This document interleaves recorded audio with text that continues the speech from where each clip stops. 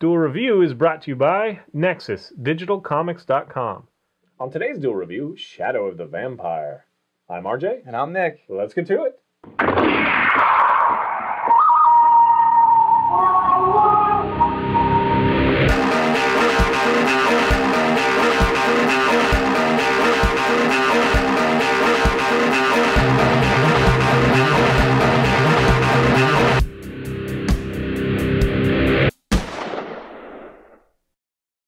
Welcome to Thursday, the 27th of October, and we're doing Shadows of the Vampire. Yeah, a movie in 2000, and you definitely might have missed it, but shouldn't have. It's a really good little film. Yeah. It's more of a character piece. It's not necessarily a horror film. It's just kind of a creepy what-if kind of scenario. If you're familiar with very early horror films, Nosferatu is one of the biggest. Yep. Done by Frederick Murnau, and I think it was 22 Nosferatu. So it was really early, 1922. Oh, wow, It had been 25, 28 years since really the movie had been invented. Mm-hmm. And as far as I know, it's definitely the first movie of vampires and Dracula kind of thing. But I think it was one of the first horror films. I don't know. Yeah, I think you're right. Because certainly Frankenstein was after. Yeah. I'm not sure when Wolfman was done, but I think it was. So anyway, it's really this strange, kind of a little bit German impressionistic, a lot of like irises and low light. And, you've probably seen it referenced in films. If you watch this film, you'll actually see some actual footage, but none of the actual Nosferatu, who was played by Max Schreck, who's a German play actor, theater actor. Excuse me, but because they have Willem Dafoe, so they don't want to like show the discrepancies. I didn't even know that was Willem Dafoe until like I rewatched it and saw the credits. It was like, Willem Dafoe's in this movie? Oh, he's effing brilliant in this. Yes, he is great in this movie. Awesome. I just love the little nuances that he does. Let's just quickly talk about the story. This is about the making of the film Nosferatu. Right. And Nosferatu, who a lot of people already know, is kind of a ripoff of Bram Stoker's Dracula. Right. I think the widow wouldn't give the rights. Right. Yeah. Exactly. The widows wouldn't give the rights. So and that's told you in the film as well. So. Oh yeah, it is. So he switches it over from Count Dracula to Count Orlok, and it's not Dracula anymore. It's Nosferatu. Right. But he's still in this like the same countryside and all that stuff. And it's kind of got the same plot. Going to go lane. Yeah. In today's. I don't know if he would have gotten away with it in today. Probably, because there's so much that's been ripped off. But anyway, so the film basically explores the making of this movie. And Murnau has gone there earlier and found this actor who is... Max Schreck. Yeah, who's basically the real Dracula. He's in this movie, he is a vampire. Right. And he convinces him to act in his film. And he makes a trade, and we won't tell you about the trade, but the reason that he's acting is to be given something. Right. So it's basically, it poses the idea that Max Schreck really was a vampire, and so this movie was made around that fact. And so, mysterious, disappearances and sudden illnesses. All these odd things happen. But the real reason to watch this movie is Willem Dafoe and John Malkovich. Yeah. Malkovich plays Murnau, the director. And I always forget his name. Oh, Carrie Elway does a really good job. He's a photographer. He's in there, too. Oh, yeah. He's the second photographer. Right. Yeah. Eddie Izzard is in there. He does a good job. I had forgotten Eddie Izzard in there, but he's a good part, and he injects a good amount of humor. So he's good there. And Udo Kier. Don't know if that's the correct pronunciation, but Udo Kier. He's the actor that shows up all the time in these vampire movies because he's got like these icy blue eyes and very sharp features. He was the producer, right? You don't know who I'm talking about? I'm trying to remember. He shows up in so many vampire films, and he always does such a great job. And in this one, he doesn't play the vampire. And I just wanted to bring his name up, Udo. I've never known his name. What was he in? Well, he's in every vampire. He's in like Blade. He's in Daybreakers. I mean, he's in every vampire movie, like literally, because he has such a distinct look. Oh, you're talking about like from Shaun of the Dead, the father? That's totally different. Anyway, sorry. Great actor. You can look him up on Wikipedia or something. Anyway, casts Willem Dafoe. I don't know if he lost a whole bunch of weight, or if they're doing some tricks. But he fits in this suit, this coat, overcoat, that gets so narrow in the waist and then goes. It's very stylized and it's very stiff. He talks about it in the extras how that really helped him get into character because he could only move a certain way. But he has got like these long, nasty nails and these really kind of rat-like teeth. And he does this thing. He has all these little brilliant things, which I don't know if he came up with them, but I'm assuming he did. Like when he's nervous or whatever, he like clacks his fingernails together. It's just this horrible noise, and it's just such a brilliant portrayal of this character spooky that's character. Done, and he's like the unkept secret. Like we know as the audience, and the director knows that he's really a vampire. But everyone thinks that he's a very what's the word? Method actor. He really gets deeply in it because Murnau's like preparing him. He's saying he'll never be seen out of makeup. He's not going to hang out with us, at the diner or whatever, the hotel or whatever. He's only on set, right? And only works at night because he's so deep into the character. And it was just really fascinating to see.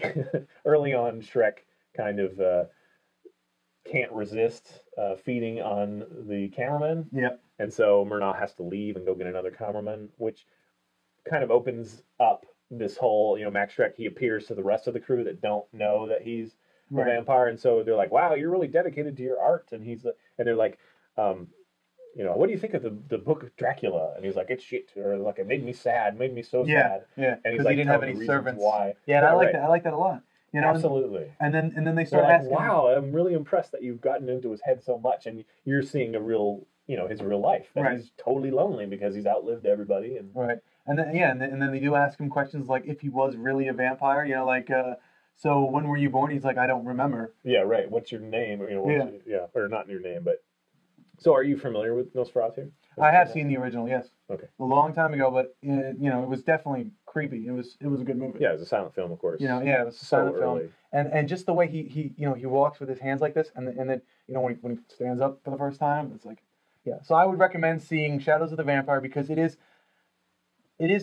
can be funny, but it can also be kind of creepy. But really, it's kind of a what if story. So it's this is fun. But then go watch Nosferatu. I mean, it's I don't know how to say it. It's dated, I guess. Yeah. But it's still a really good movie. I don't remember how long it is. I don't know how many people. Long. It might even be like 15 minutes or something. Honestly, I don't remember how long it is. Yeah, I don't think it's long at all. But yeah.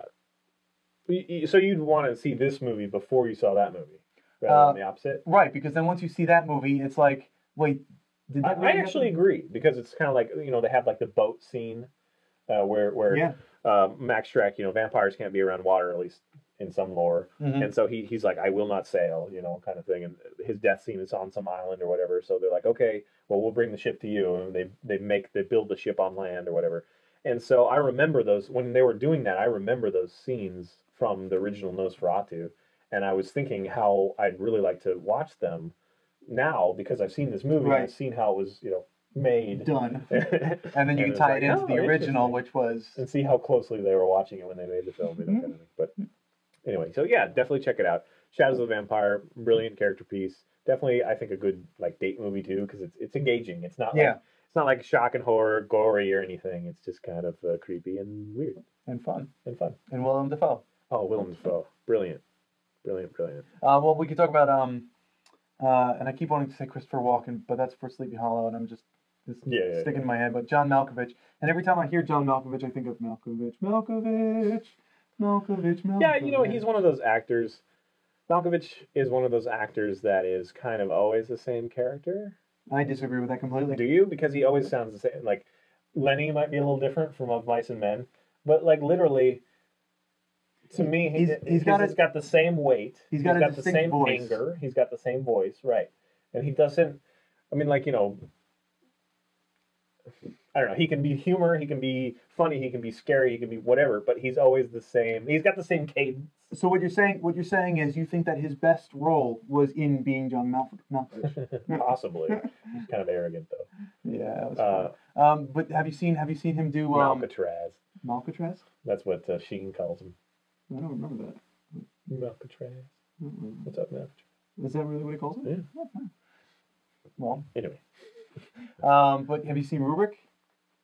No. Oh man, John Malkovich pretends to be. I mean, he plays a character pretending to be Rubric, so he gets like all this. You know, he gets sex and he gets favors, and he's he's homosexual in this one. Possibly I did see that, but funny. I just never. He's always the same character. Like I never like, oh, it's John Malkovich. I love seeing John Malkovich, but to me, he's just he's like kind of like Christopher Walken. He has the same. His cadence is always the same. It's always the same. He always has the same weight. He gets angry the same way. You know. Have you seen Prophecy? Yes, absolutely, I have. It's Christopher Walken is so. It's always like, it's one of those. You know, you plug your ears, you can tell it's him. Okay, yes. Always. He has the same voice. Like Willem Dafoe. Okay, you didn't even know it was Willem Dafoe, even though it looks like Willem Dafoe. It does not look like Willem Dafoe. It totally does. He hardly changed anything. He's got a very sunken face. He does. But I was expecting Willem Dafoe to be in like a dress and start hitting on the Italians. Oh, the Saints or Boondock Saints. Yeah, Boondock Saints. So what the fuck is going on? It's my only thing is I never see him as different. He takes me out of it just a little bit. I never buy him as like if he played a significant figure and it didn't already kind of look like Malkovich or sound like Malkovich, I wouldn't buy him. He never does accents or, I mean, they just always get cut by his cadence. Yeah, I guess. I mean, I like him in just about everything he's done. I really do like John Malkovich. Yeah, so do I. So do I, honestly do. But I just don't see him as being anything. I don't see the range as far as playing other characters. Okay. Oh, you mean, okay. You're right. He's not like Commissioner Gordon. Why am I forgetting his name? Oh, yeah. Gary Oldman. Thank you. Gary Oldman. Yes, yeah, Gary Oldman. Like Gary Oldman. And he's not like Willem Dafoe. I mean, like Willem Dafoe, yeah, he just plays so many different characters. We're spending too much time on that. Yeah. Anyway, so in this movie, Nosferatu chases down Spider-Man. All right, that's it. Bye.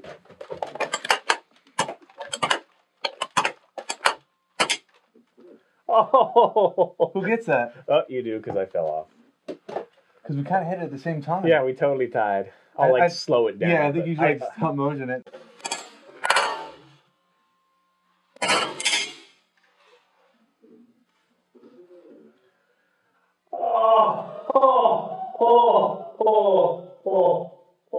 Who gets that?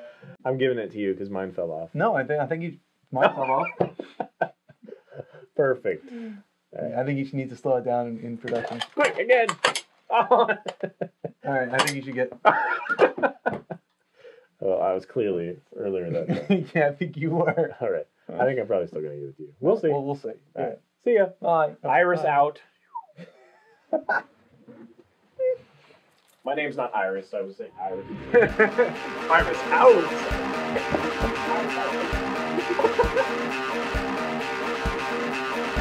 Next time we take a look at Silent Hill, the video game. I always look at you in the. You do. I do. I look at me too.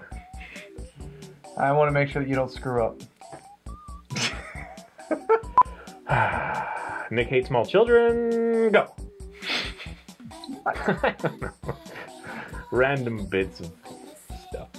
Stupid square. Why is the square always on me? Go away. You got a bigger head.